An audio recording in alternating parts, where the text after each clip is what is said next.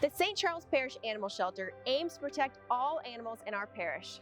To do this, ordinances have been put in place to ensure a dynamic quality of life for both our 2- and 4-legged residents.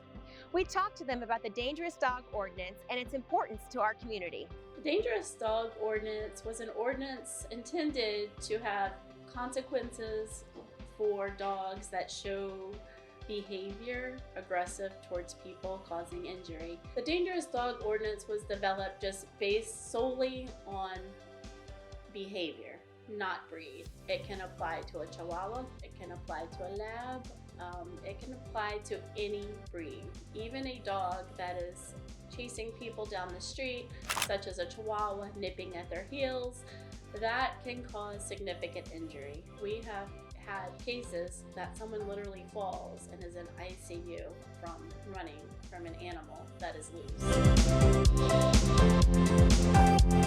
2 years ago, we revised it, and it is very behavior-based. It is not breed-based. We noticed that the local law and the state law were fairly weak, and it minimized the containment of these particular animals. So the Dangerous Dog Ordinance applies to both dog-on-dog attacks, dog-on-cat attacks, and dog-on-human attacks. And it is incorporated into the ordinance the severity of the injury to the domestic animal and how the offending dog is designated. It is very, very objective, and the case is presented and the designation is made based on the behavior that that dog showed.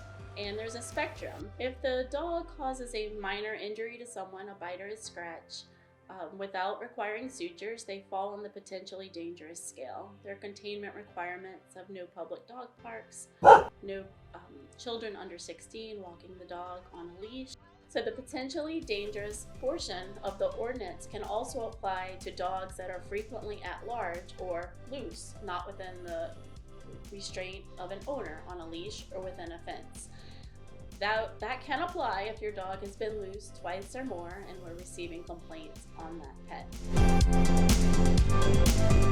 To further define at large, that means when you're not under the immediate control of your owner, with the confines of a fence or a leash. Your dog loose in your front yard without a leash is at large, because when another animal, another person is walking down the street, they can feel spontaneous and want to bolt. And if you don't have that recall ability with your pet, which 99% of pets will be drawn to that other animal on the street and take off without your permission. So in our parish, you have to be on a leash. You have to be within the confines of a fence, or you are considered loose at large. If the person has required sutures, they'll fall under the dangerous. And then there is a 6-foot fence involved. A pin within the fence as a second enclosure. The dog can never be loose outside alone. And there are more strict confinement regulations so the dog does not escape. And then for vicious, it is a near death, it is a mauling, it is severe disfigurement.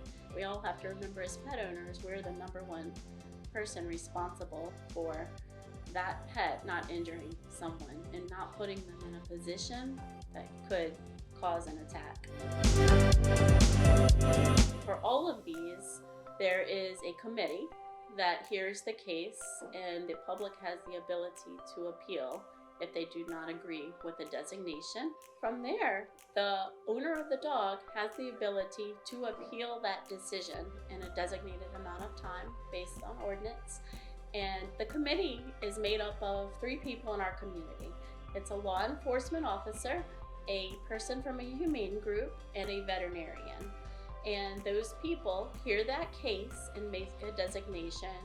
And from there, if that designation is upheld and the dog owner still wishes to further appeal, it goes to a court of competent jurisdiction, and that would be a court with a judge in St. Charles Parish.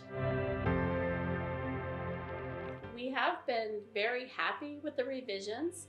We have made in November of 2020 a couple of just clarifications.